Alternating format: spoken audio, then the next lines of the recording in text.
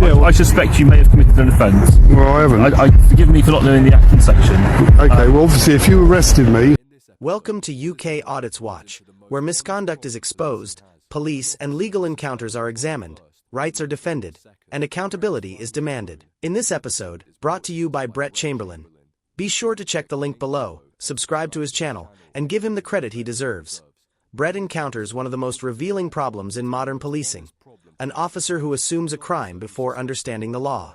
While legally flying his drone near a traffic police training center, Brett is stopped by an officer who openly admits he doesn't know the drone regulations, then begins Googling legislation mid-interaction and still gets it wrong.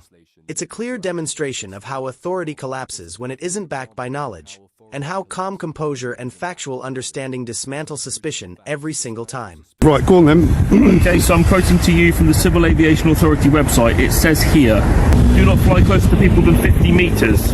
Well, you were certainly within 50 metres of me when I stood in the middle of the DVSA check site. Right.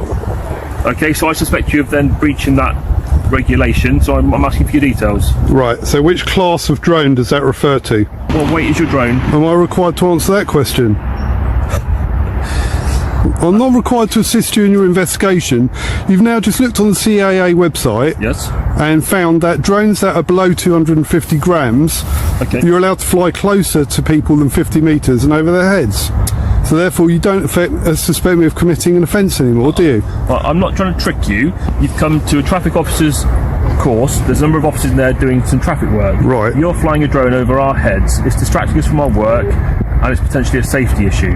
So I've come out to discuss that with you. Right. And the first thing you want to do is to film me and refuse to give you any details. The first thing you want to do is accuse me of committing an offence and start making up laws and saying that I have to give you my details when you know I don't. I asked you, you said no. Yep.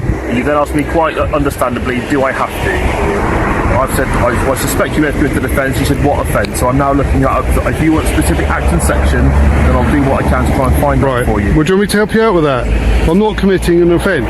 Okay, because what's your understanding of... Because you've just read the rules out and I'm within those rules. The weight of your drone? Well, I'm telling you that it is within the rules. You saw how small it was. So unless you reasonably suspect that it's heavier than that... Okay, keep at least 150 metres away from residential, commercial and industrial... What class of drone's that? Well, I'm telling you, it's ones that are above 250 grams. The one I've got, you're allowed to fly wherever you like. Let me rephrase it, because you sound like you know some of it. I do. What's the understanding of the regulations for flying your drone? What do you believe it is? Well, I'm allowed to fly my drone over there. Unless you've got specific agreements with the Civil Aviation Authority to say that I'm not allowed to fly my drone over there. I'll tell you what I'll do, because we have a team of drone operators within the police. Yep.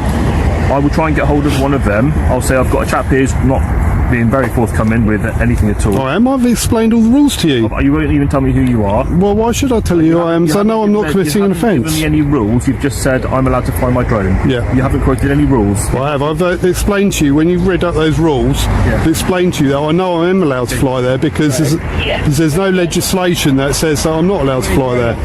Okay. I'm happy to admit to you, sir, my specialism is traffic. So I'm operating outside of my area of expertise. Right. But I'm helping you out here, aren't I, by telling you what the rules are. Well, we'll get our colleagues to know the rules. Forgive me for saying this, but I can't let people go and just disappear off and not give any details. If I suspect an offence has taken place and you're just refusing the details and you're telling me that you haven't broken the law, because it may be that you have. Maybe I have. It may be that you have. Yeah, I suspect you may have committed an offence. Well, I haven't. Forgive me for not knowing the acting section. Okay, well, obviously, if you arrested me for failing to give you my details when I know I haven't committed an offence. I'm going to arrest you. Well, it's quite an interesting site, and I want to film it. I know that I'm within the law to do that, and I'm quite entitled to do it. And you've come out here threatening me that if I don't give you my details, I could be arrested. I never said that. Well, that is the case, though, isn't it? You say you suspected me of... I've never threatened. The first person to mention arrest was you. No, you said that you suspect I might have committed an offence, so therefore I have to give you my details. Now, if you suspect I've committed an offence and I won't give you my details, what's your next course of action? Well, I'm going to get some advice. I've then said, I'll be honest with you, sir. You're speaking to a traffic officer about something to do with drones. It's outside my area of expertise. You've looked on the CAA website I've explained the rules to you. I've shown you that it's a 249 gram drone. So now you know I'm not doing anything wrong, perfectly within the rules, so I can take off again and carry on with what I was doing, can't I? It's distracting me from my work. It's distracting colleagues. They're looking up at what might be buzzing, what's buzzing just above their heads, whilst they're trying to work around 13-ton cranes which may suddenly move or have a defect. So I'm not trying to be awkward. I just want my colleagues to be safe. I want me to be safe. But I just think it's important that if we're allowed to do something, the public, we should be able to do it, and we shouldn't be able to have like stormtroopers coming out telling us that we're not allowed to do it. When you think I'm a stormtrooper? Well, I'm just saying, you know, you guys, the way you're dressed, you know, with stab vests, and you're kind of like your badges. Sorry, I have to identify myself as a police officer. Otherwise, yeah, but what's this? That's not part of the uniform, is it? It's to explain which team I work on. I'm part of the no excuse team.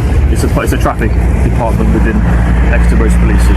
Okay. It is. If you want to check Twitter or Facebook, it is. Is that provided by the force, that badge, or is that something you had to source yourself? That's something I sourced myself. I'll be honest with you. So, okay. Well, I'm pretty sure that the uniform policy says that you're not allowed to decorate your uniform with badges that aren't issued by the police. We are going well away from the reasons why I came out here to have a chat with you in the first place. Okay. You seem to have many questions about the police. I came out here to try and discuss with you about the drone. Okay. I'm more than happy to admit that I need some specialist advice about the drone. Well, I'll give you a hand, right? So as long as it's below 250 grams, you can fly it where you like, as long as it isn't within a restricted zone. So in Exeter, for example, you've got the airport and you're not allowed to fly in that zone, but the drone itself won't allow you to fly in the Exeter zone. Okay. It sort of like starts from the police station, actually, heading towards the airport, and it's quite a large area that you're not allowed to fly in. You're not allowed to snoop through people's bedroom windows and infringe on their privacy. No, I would hope not. As long as it's below 250 grams, you're pretty much allowed to fly where you like. Okay, and that phrase there, pretty much allowed to fly where you like. The devils can sometimes be in the details, but that's what there's things like, you know, where there's official secrets acts, like well, army bases and things like that. I wouldn't say the work we're doing in there is secrets. I don't think that applies. It's just simply... Well, GCHQ, for example. Okay. Things like that probably got laws to say you're not allowed to fly drones over them. I mean, if you want to know what's going on in there, it's no secret. Well, am I allowed in for a little tour then?